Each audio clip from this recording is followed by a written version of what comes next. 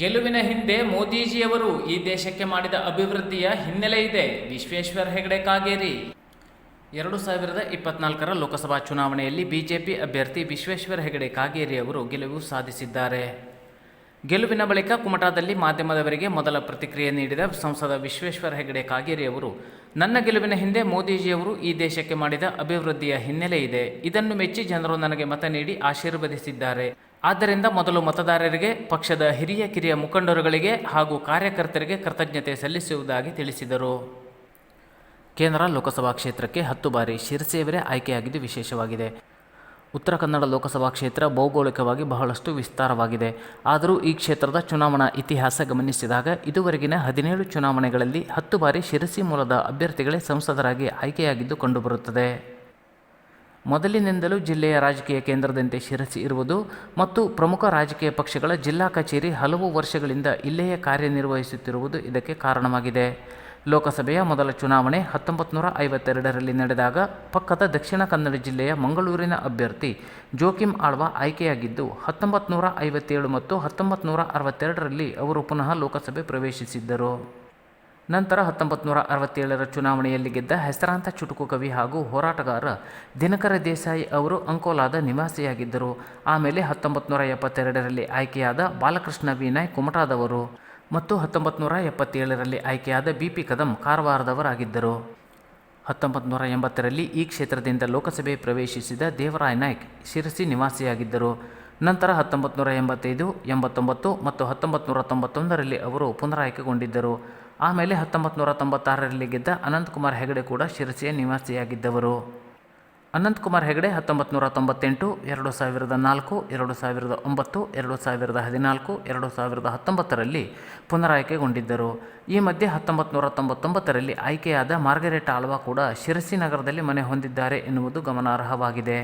ಅಪೇಕ್ಷೆಯಂತೆ ಅಭಿವೃದ್ಧಿಯಲ್ಲಿ ಇನ್ನಷ್ಟು ಹೆಚ್ಚೆಚ್ಚು ನನ್ನನ್ನು ನಾನು ತೊಡಗಿಸಿಕೊಂಡು ಅಭಿವೃದ್ಧಿಯನ್ನೇ ಕೇಂದ್ರೀಕರಿಸಿ ನಾನು ಕೆಲಸ ಮಾಡೋದಕ್ಕೆ ಬದ್ಧವಾಗಿದ್ದೇನೆ ಮತ್ತು ಮಾಧ್ಯಮದ ಎಲ್ಲ ಸ್ನೇಹಿತರ ಮೂಲಕ ನಮ್ಮ ಕ್ಷೇತ್ರದ ಜನತೆಗೆ ಅಭಿವೃದ್ಧಿಯ ವಿಷಯದಲ್ಲಿ ನಾನು ನಿಮ್ಮೆಲ್ಲರ ಜೊತೆಗಿದ್ದೇನೆ ಅನ್ನುವಂಥ ವಿಶ್ವಾಸದ ಮಾತನ್ನು ಹೇಳ್ತಾ ಹಿಂದಿನಿಗಿಂತಲೂ ಹೆಚ್ಚು ವೇಗವಾಗಿ ಅಭಿವೃದ್ಧಿಯನ್ನು ನಾನು ಮಾಡೋದಕ್ಕೆ ನಿಮ್ಮೆಲ್ಲರ ಸಹಕಾರದಿಂದ ಪ್ರಯತ್ನಿಸ್ತೀನಿ, ನಮ್ಮೆಲ್ಲ ನಾಯಕರ ಒಂದು ಸಹಕಾರದಿಂದ ಪ್ರಯತ್ನಿಸ್ತೀನಿ ಅನ್ನುವಂಥ ಮಾತನ್ನು ಮತ್ತೊಮ್ಮೆ ನಾನು ಈ ಸಂದರ್ಭದಲ್ಲಿ ಹೇಳೋದಕ್ಕೆ ಬಯಸ್ತಾ ಇದ್ದೇನೆ.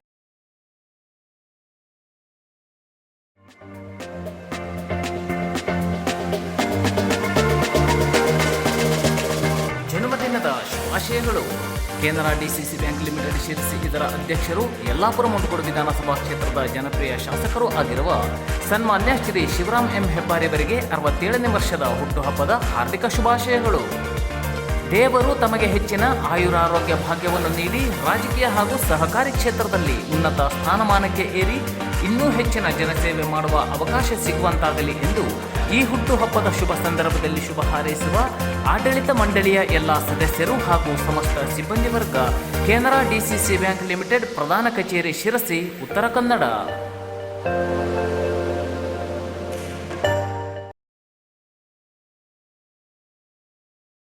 Lions club Banavasi, Leo lion Sirsi, Sahyadri ಹೊಸ ಕ್ಲಬ್ಗಳಿಗೆ ಚಾಲನೆ. ಶಿರಸಿಯ ಲಯನ್ಸ್ ಕ್ಲಬ್ ಮುಂದಾಳತ್ವದಲ್ಲಿ ಲಯನ್ಸ್ ಕ್ಲಬ್ ಬನವಾಸಿ ಮತ್ತು ಲಿಯೋ ಲಯನ್ ಶಿರಸಿ ಸಹ್ಯಾದ್ರಿ ಎಂಬ 2 ಹೊಸ ಕ್ಲಬ್ಗೆ ಚಾಲನೆ ನೀಡಲಾಯಿತು. ಶಿರಸಿ ಲಯನ್ಸ್ ಕ್ಲಬ್ನ ಅಧ್ಯಕ್ಷ MGF lion doctor Ashok Hegde ಇದರ ರೂವಾರಿಯಾಗಿದ್ದಾರೆ. ಇದೇ ಸಂದರ್ಭದಲ್ಲಿ ಲಯನ್ ಅಶೋಕ್ ಹೆಗಡೆ ಮತ್ತು ಲಿಯೋ ಕ್ಲಬ್ ಶ್ರೀನಿಕೇತನ ಅಧ್ಯಕ್ಷೆ ಲಿಯೋ ಸಿರಿ ಅಶೋಕ್ ಹೆಗಡೆ ಇವರು ಶ್ರೀನಿಕೇತನ ಶಾಲೆಗೆ ಟೇಬಲ್ ಟೆನ್ನಿಸ್ ಟೇಬಲನ್ನು ದೇಣಿಗೆಯಾಗಿ ನೀಡಿದರು ಹಾಗೂ ಲಯನ್ಸ್ ಶಾಲೆಗೆ 4 ಬೆಂಚುಗಳನ್ನು ದೇಣಿಗೆಯಾಗಿ ನೀಡಿದರು.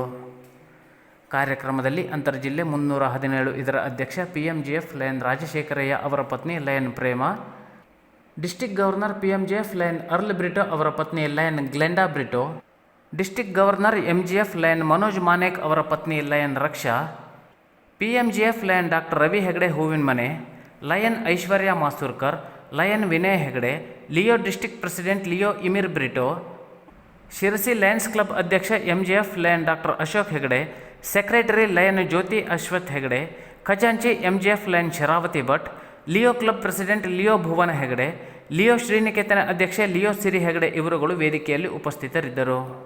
ಕಾರ್ಯಕ್ರಮದಲ್ಲಿ ಎಲ್ಲ ಸದಸ್ಯರುಗಳಿಗೆ ಗೋಲ್ಡನ್ ಪಿನ್ಗಳನ್ನು ನೀಡಲಾಯಿತು. ಕಾರ್ಯಕ್ರಮಕ್ಕೆ ಗೋವಾ ಲಯನ್ ಕ್ಲಬ್ನ ಸದಸ್ಯರುಗಳು ಆಗಮಿಸಿದ್ದರು ಹಾಗೂ ಲಯನ್ ಜಿಲ್ಲೆ 317Dಯ ಇತರ ಲಯನ್ ಕ್ಲಬ್ಗಳಿಂದ ಲಯನ್ಸ್ ಸದಸ್ಯರು ಆಗಮಿಸಿದ್ದರು. ಶಿರಸಿ ಲಯನ್ಸ್ ಕ್ಲಬ್ ಅಧ್ಯಕ್ಷ MJF ಅಶೋಕ್ ಹೆಗಡೆ ಸ್ವಾಗತಿಸಿದರು.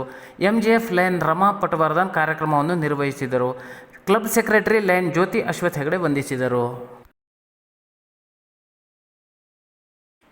KDCC ಬ್ಯಾಂಕ್ನಿಂದ ನಿವೃತ್ತಿಗೊಂಡ ಅಧಿಕಾರಿಗಳ ಬೀಳ್ಕೊಡುಗೆ. KDCC ಬ್ಯಾಂಕ್ನಲ್ಲಿ ವ್ಯವಸ್ಥಾಪಕ ನಿರ್ದೇಶಕರಾಗಿ ಕೆಲಸ ನಿರ್ವಹಿಸಿ ನಿವೃತ್ತಿಯಾದ ಸ್ಟಾಫ್ ಅಸೋಸಿಯೇಷನ್ ಹಿಂದಿನ ಅಧ್ಯಕ್ಷ ರಾಮಗಣಪತಿ ಭಾಗವತ್ ಕರ್ಕಿ ಹಾಗೂ ಬ್ಯಾಂಕಿನ ಸಹಾಯಕ ಪ್ರಧಾನ ವ್ಯವಸ್ಥಾಪಕರಾಗಿ ನಿವೃತ್ತರಾದ ಸ್ಟಾಫ್ ಅಸೋಸಿಯೇಷನ್ನ ಹಿಂದಿನ ಗೌರವ ಕಾರ್ಯದರ್ಶಿ ಸುಮಾ ನಾಯಕ್ ಕಾರವಾರ ಇವರನ್ನು ಬ್ಯಾಂಕಿನ ಸ್ಟಾಫ್ ಅಸೋಸಿಯೇಷನ್ ವತಿಯಿಂದ ಸನ್ಮಾನಿಸಿ ಆತ್ಮೀಯವಾಗಿ ಬೀಳ್ಕೊಡಲಾಯಿತು. ಶಿರಸಿಯ ಬ್ಯಾಂಕಿನ ಪ್ರಧಾನ ಕಚೇರಿಯ ಸಭಾಭವನದಲ್ಲಿ ನಡೆದ ಸಮಾರಂಭದಲ್ಲಿ ಬ್ಯಾಂಕಿನ ವ್ಯವಸ್ಥಾಪಕ ನಿರ್ದೇಶಕರು ಹಾಗೂ KDCC ಬ್ಯಾಂಕ್ ಸ್ಟಾಫ್ ಅಸೋಸಿಯೇಷನ್ ಅಧ್ಯಕ್ಷ ಶ್ರೀಕಾಂತ್ ಗೋವಿಂದ ಭಟ್ ಅಧ್ಯಕ್ಷತೆ ವಹಿಸಿ ನಿವೃತ್ತ ಸಿಬ್ಬಂದಿಗಳನ್ನು ಶಾಲು ಹಾರದೊಂದಿಗೆ ಬಂಗಾರದ ನಾಣ್ಯ ನೀಡಿ ಸನ್ಮಾನಿಸಿದರು. ಸನ್ಮಾನಿತ ನಿವೃತ್ತ ಸಿಬ್ಬಂದಿಗಳು ತಮಗೆ ನೀಡಿದ ಸನ್ಮಾನಕ್ಕೆ ಕೃತಜ್ಞತೆ ಸಲ್ಲಿಸಿ ಬ್ಯಾಂಕು ಇದೇ ರೀತಿ ಮುಂದೆಯೂ ಸಹ ಸರ್ವತೋಮುಖ ಅಭಿವೃದ್ಧಿ ಹೊಂದಲೆಂದು ಶುಭ ಹಾರೈಸಿದರು. KDCC ಬ್ಯಾಂಕ್ನ ಸ್ಟಾಫ್ ಅಸೋಸಿಯೇಷನ್ನ ನೂತನ ಗೌರವ ಕಾರ್ಯದರ್ಶಿ ವಿನಾಯಕ್ ನಾರಾಯಣ ಹೆಗಡೆ ಸ್ವಾಗತಿಸಿದರು. ಸಮಾರಂಭದಲ್ಲಿ ಪ್ರಧಾನ ಕಚೇರಿಯ ಅಧಿಕಾರಿಗಳು ಹಾಗೂ ಸಿಬ್ಬಂದಿಗಳು, ಶಾಖಾ ವ್ಯವಸ್ಥಾಪಕರು ಹಾಗೂ ಸಿಬ್ಬಂದಿಗಳು ಮತ್ತು ನಿವೃತ್ತ ಸಿಬ್ಬಂದಿಗಳು ಉಪಸ್ಥಿತರಿದ್ದರು. ಬ್ಯಾಂಕಿನ ಕಿರಿಯ ವ್ಯವಸ್ಥಾಪಕಿ ಸಿಂಧು ಜಯರಾಮ್ ಹೆಗಡೆ ನಿರೂಪಿಸಿದರು. ಬ್ಯಾಂಕಿನ ಸಿಬ್ಬಂದಿ ಅನಿತಾ ಮಂಜುನಾಥ್ ಹೆಗಡೆ ಪ್ರಾರ್ಥಿಸಿದರು. ಕಿರಿಯ ವ್ಯವಸ್ಥಾಪಕ ಅರುಣ ಅನಂತ್ ಭಟ್ಟ ವಂದಿಸಿದರು. KDCC ಬ್ಯಾಂಕ್ MD ಆಗಿ ಶ್ರೀಕಾಂತ್ ಭಟ್ ಅಧಿಕಾರ ಸ್ವೀಕಾರ. ಜಿಲ್ಲಾ ಮಧ್ಯವರ್ತಿ ಬ್ಯಾಂಕ್ ಆಗಿರುವ ಪ್ರತಿಷ್ಠಿತ KDCC ಬ್ಯಾಂಕ್ನ ನೂತನ MD ಆಗಿ ಶ್ರೀಕಾಂತ್ ಜಿ ಭಟ್ ಜೂನ್ 1ರಂದು ಅಧಿಕಾರ ಸ್ವೀಕರಿಸಿದರು. ಶ್ರೀಕಾಂತ್ ಭಟ್ ತಾಲೂಕಿನ ಸೋಮಸಾಗರದ ಗೋವಿಂದ ಭಟ್ ಹಾಗೂ ಸುಮತಿ ಭಟ್ ಅವರ ಪುತ್ರರಾಗಿದ್ದು, ಕಳೆದ 32 ವರ್ಷಗಳಿಂದ ಬ್ಯಾಂಕ್ನ ವಿವಿಧ ಹುದ್ದೆಗಳಲ್ಲಿ ಕಾರ್ಯನಿರ್ವಹಿಸಿ ಇದೀಗ ಬ್ಯಾಂಕ್ನ ಉನ್ನತ ಹುದ್ದೆಯಾದ ವ್ಯವಸ್ಥಾಪಕ ನಿರ್ದೇಶಕರಾಗಿ ಅಧಿಕಾರ ಸ್ವೀಕರಿಸಿದ್ದಾರೆ. ಇವರ ಸೇವಾ ಅವಧಿಯಲ್ಲಿ ಬ್ಯಾಂಕ್ ಇನ್ನಷ್ಟು ಅಭಿವೃದ್ಧಿಯತ್ತ ಸಾಗಲಿ ಎಂದು ಬ್ಯಾಂಕಿನ ಅಧ್ಯಕ್ಷ ಹಾಗೂ ಶಾಸಕ ಶಿವರಾಮ್ ಹೆಬ್ಬಾರ್, ಉಪಾಧ್ಯಕ್ಷ ಮೋಹನದಾಸ್ ನಾಯಕ್, ನಿರ್ದೇಶಕರುಗಳು ಹಾಗೂ ಸಿಬ್ಬಂದಿಗಳು ಶುಭ ಹಾರೈಸಿದ್ದಾರೆ. ಶ್ರೀ ಕಾಳಿಕಾಂಬಾದೇವಿಯ 21ನೇ ವರ್ಷದ ಅಮಾವಾಸ್ಯೆ ವಿಶೇಷ ಪೂಜೆ ಹಾಗೂ ಸಾರ್ವಜನಿಕ ಅನ್ನ ಸಂತರ್ಪಣೆ. ದಿನಾಂಕ 6/6/2024 ಗುರುವಾರ ಬೆಳಗ್ಗೆ 8ರಿಂದ 12:30ರವರೆಗೆ ಸೊರಬ ತಾಲೂಕಿನ ಈಡೂರು ಗ್ರಾಮದಲ್ಲಿ ವಿಶ್ವಕರ್ಮ ಸಮಾಜದ ಕುಲದೇವತೆ ಶ್ರೀ ಕಾಳಿಕಾಂಬಾದೇವಿಯ ವಿಶೇಷ ಪೂಜೆ, ಅನ್ನ ಸಂತರ್ಪಣೆ ಜರುಗಲಿದೆ.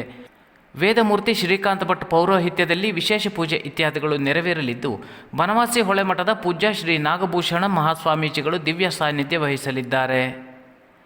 ಕಳೆದ 20 ವರ್ಷಗಳಿಂದ ವಾರ್ಷಿಕೋತ್ಸವ, ಚಂಡಿಕಾ ಹವನ, ಶರನ್ನವರಾತ್ರಿ ಆಚರಣೆ, ವಸಂತ ನವರಾತ್ರಿ, ಬ್ರಹ್ಮೋಪದೇಶ ಮುಂತಾದ ಧಾರ್ಮಿಕ ಕಾರ್ಯಕ್ರಮಗಳು ನಡೆಯುತ್ತಲಿದ್ದು, ಸುತ್ತಮುತ್ತಲಿನ ಊರುಗಳಿಂದ ಭಕ್ತರು ಆಗಮಿಸಿ ದೇವಿಯ ಕೃಪೆಗೆ ಪಾತ್ರರಾಗುತ್ತಿದ್ದಾರೆ.